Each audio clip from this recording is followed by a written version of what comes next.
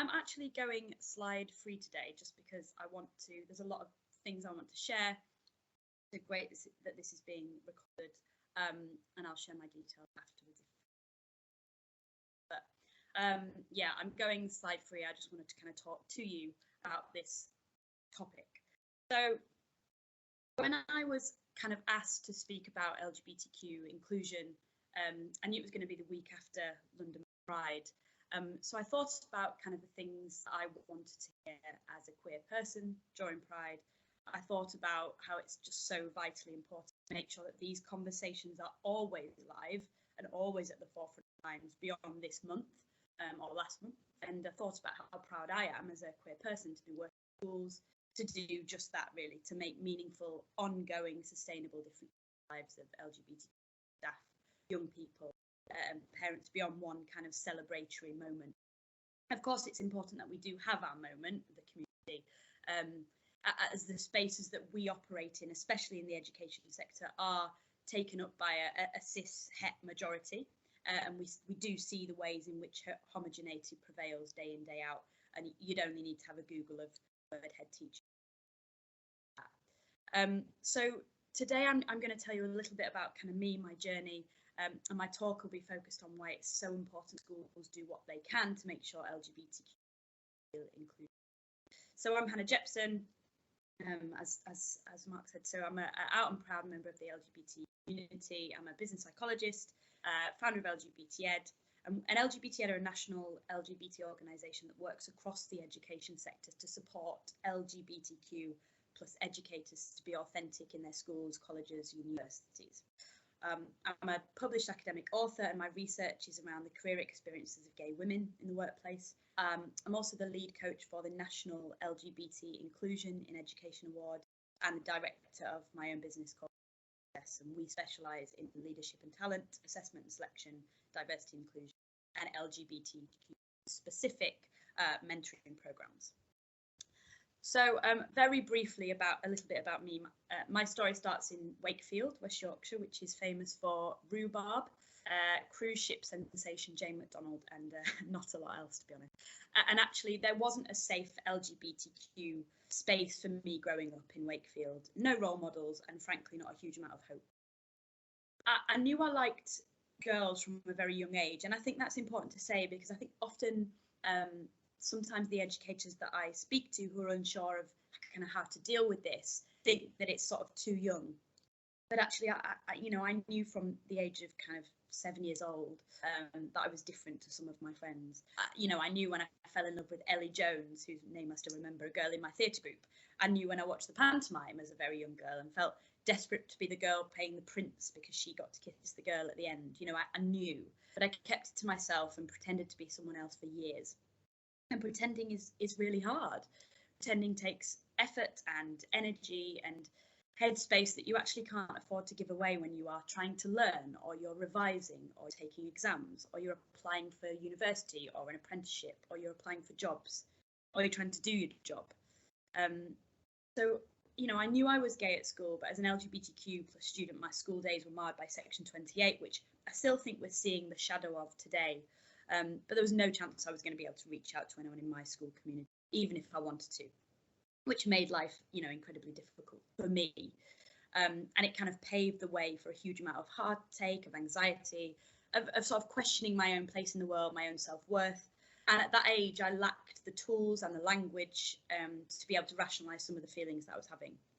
So, as I've said, Wakefield had very little going for it back then, and with that, being gay became this kind of huge weight around my neck, something I dragged with me to school, to family events, to parties, and some of my family actually weren't the unconditional givers of love that I'd imagined and we're told, but actually the people who put new terms on their love for me when I came out and created kind of hostile, unfathomable home environments in which I tried to grow in spite of that.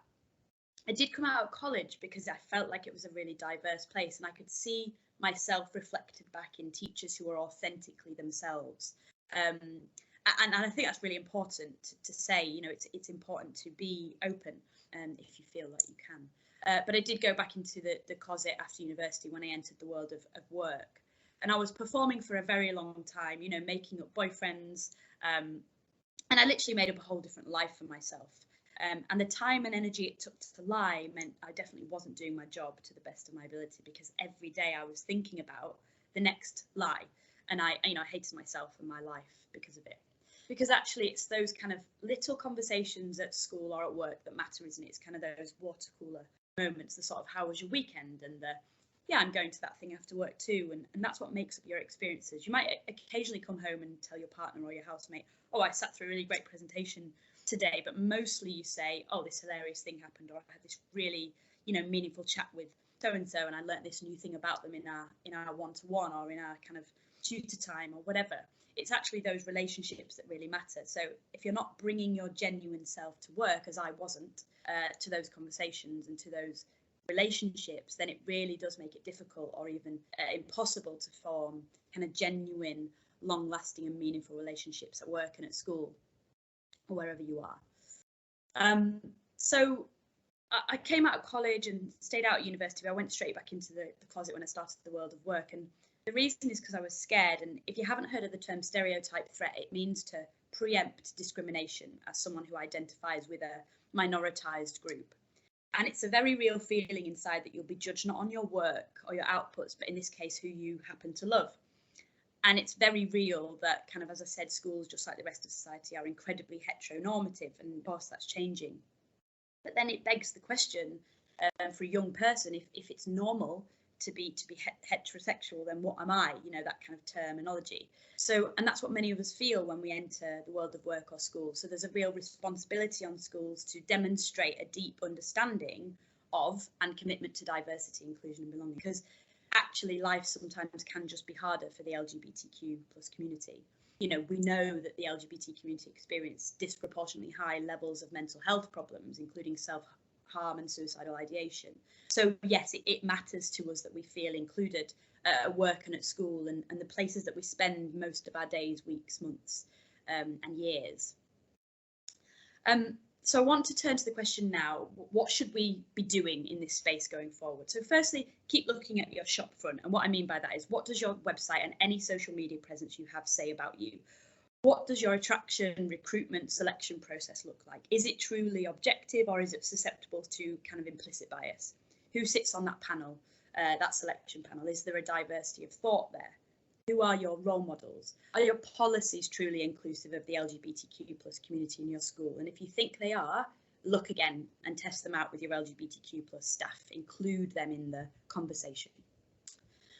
Be intentional about inclusion. Don't just say it, but mean it. Think about what you mean when you say it. How are you not only speaking proudly about the fact that, say, your staff body are representative of the community you serve, but you're making sure that you're including them and using their unique perspectives to better support your young people, for example. Support and champion staff and student LGBT network groups, but know that people don't live single issue lives. People are not single identities. To that point, do this work with an intersectional lens. We need to remember that the LGBTQ plus community is not one homogenous group who experience the world in the same way, so we can't apply that one-size-fits-all solution to this. Check your privilege, learn the issues that the LGBTQ community might face and might be facing right now, all within your own context, and speak up with and for them. Use this moment as an opportunity to learn and speak to people and really listen to their stories. If you can, track the data, both qualitative and quantitative. How many LGBTQ people exist in your school? How do they feel? Are they safe, accepted and valued? And use that to inform your inclusion journey. If you're in a senior position and LGBTQ, be a role model, not in a tokenistic way, but think about the initiatives that helped you or that you wish you'd had early on in your career or school life. If you can, be a coach, be a mentor. We know the ways that that's really important for our career, but particularly at the start, that can be that can make a massive impact. And this is I'm talking about for your LGBTQ staff as well. Remember that we've come a long way since the Equality Act. It's put the onus on schools to follow the law, but there's much more we can do beyond those legal requirements to make the LGBTQ plus people you work with feel engaged and included. Back to Pride and thinking about, beyond Pride and LGBT History Month, take a note of all the other days you might want to be aware of, Lesbian Day of Visibility, Trans Day of Remembrance, but make sure they're not the only days in the year that you discuss and celebrate LGBTQ lives, and that this is something that is usualized as a thread that weaves through all of your organizational processes, systems, and culture at all times.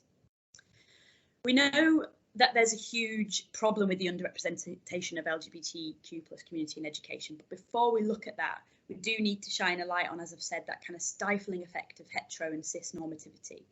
So, you know, assumptions, stereotypes, prejudice aside, you can't actually see LGBTQ plus people. And so whether we are staff or students, we have to choose to share who we are every day, in every new job, with every new colleague, in every new team. And in doing so, we expose ourselves to judgment, intolerance, bigotry, which are not the words we should be associating with education in 2022 or ever. For our trans, non-binary young people and colleagues, we know the battle is incredibly complex and awareness is still terrifyingly low. And as part of my work with schools, I aim to speak with and for the vast range of experiences within that. And we want to make sure we're encouraging people to be the role models they needed when they were at the school. For me, it's really simple. People perform better at work when they can be, and school when they can be their authentic selves. When the culture of that organisation creates the conditions in which they don't have to hide any aspect of who they are. When that happens, people are happier in their jobs, they're more productive, they're more committed, healthier, they're more likely to stay in their jobs or in their role as learner. This isn't my opinion, the research tells us this is the case, and now more than ever we need to be casting our net far and wide to kind of attract, progress and most critically retain a more diverse pool of kind of aspiring leaders of the future. I don't think true LGBTQ plus inclusion can exist without the whole school being reviewed and adapted. So take Pride, for example. It's not enough that the physical environment is filled with rainbow flags and pictures of Marsha P. Johnson. The emotional environment must also align with that. Staff must feel ready and equipped to support LGBT young people to explore, express and embrace their identities in a safe and welcoming environment. It's also not enough for a few queer staff to be leading an LGBT network group, for example. You know, the governing body must have someone dedicated to understanding how LGBT inclusion is progressing in school, and they must have access to the data to understand that full picture. The schools that I work with that are doing this really well just say to me, it's just who we are, it's part of our values and we really do live by it. It's not about quick fixes and one-offs, it isn't about tokenism, it's about clear and consistent focused action at all levels.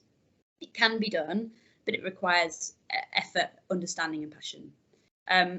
So I really hope that once I kind of bring this to a close today, that you kind of do commit to making a change for all of those brilliantly talented LGBTQ young people who just want to feel respected, valued and included when they go to school or work. This work is really important. I do feel extremely privileged to be part of it and to lead it in some ways across some parts of the sector. I see my queerness as something in my heart and mind. It's not just a flag or a logo on LinkedIn occasionally. And I recognise that mindset pushes me and my colleagues and friends even further out to the margins, and I accept those challenges that come with not striving to hit those cis-het normative milestones which we've been conditioned to expect of one another. I also know that the ways in which the path I've chosen deems me less valuable in a capitalist kind of society, and I also know doing anything other than what I'm doing now would reduce me to a person that maybe many people wanted me to be, but not the person I actually am. So whilst at kind of 37 as the lead coach for the LGBT award, the co-founder of LGBTed, someone who lives an incredibly authentic life personally and professionally, I still feel really daunted by the road less travelled that lies ahead of me. You know, there are less worn down footpaths, fewer kind of how-to guides, fewer role models. But like all my queer friends and colleagues, once kind of Pride Month is over and the logos turn to monochrome once again, we sort of dust off our armour, we remember all the ways in which we are valued, and we do kind of ready ourselves for the journey, because you don't come out once and then it's done. As I said, you come out every day, and it's relentless. Pride has really helped us, you know, over the years to showcase the beauty that exists within our community. It sheds the light on our history and hopefully it raises awareness that there's so much more to do.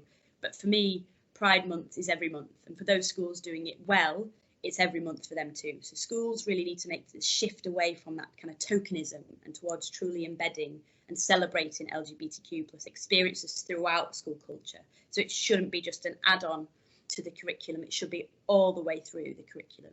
You know, I can't imagine how different my school life would have been if this work was happening then. And I do feel incredibly reassured that it does happen now in some spaces for all of those LGBT young people who just want to kind of be proud of who they are every single day. So thank you for listening. I hope I haven't taken up too much of my allocated slot, but they're just a few kind of thoughts from me about what I think you need to be thinking about and focusing on when you think about LGBTQ plus inclusion in your schools. Hand back over to Mark. Thank you so much for that, Hannah. That's brilliant. One question from me would be, on a sort of practical level, what would be a thing that schools are watching today? What could they do starting from tomorrow to support LGBTQ plus students in their school? Yeah, so I think there are three kind of priority areas that I would say that schools need to kind of think about if they're not doing anything yet or they feel uncomfortable. One is training. One is making sure that all staff have access to training. You know, there are people who can provide that training. There is also free resources, you know, lots of free resources out there. Getting yourself comfortable with that language and terminology is going to be really important, so that if a young person does present to you and say, you know, I think I'm non-binary, that you have the language to be able to support them through that. So training is really, really important. The other one is, you know, making sure that your policy is LGBTQ plus inclusive. So what happens when you've got a situation around a changing room or a toilet or a school trip? You know, do all staff know what they need to do for, you know, LGBT or particularly trans young people if that situation comes up? So checking your policy, making sure that's inclusive, getting some help if it isn't, getting some training if you're not comfortable with some of this stuff, particularly around the gender identity piece, I think. And then the other one that I think is really important is thinking about your curriculum across the piece. So making sure that it isn't just something that people do in RSE, or it's, you know, it's just that one thing that people do at Pride Month. Is it covered in English? Is it you know, weaved through your maths curriculum? You know, are there moments where we can kind of usualize LGBTQ experiences so that this isn't just this kind of shock thing that happens once a year or once a month? So they would be the three things that I'd say schools need to do to kind of get started on this. It's great. Thank you, Hannah.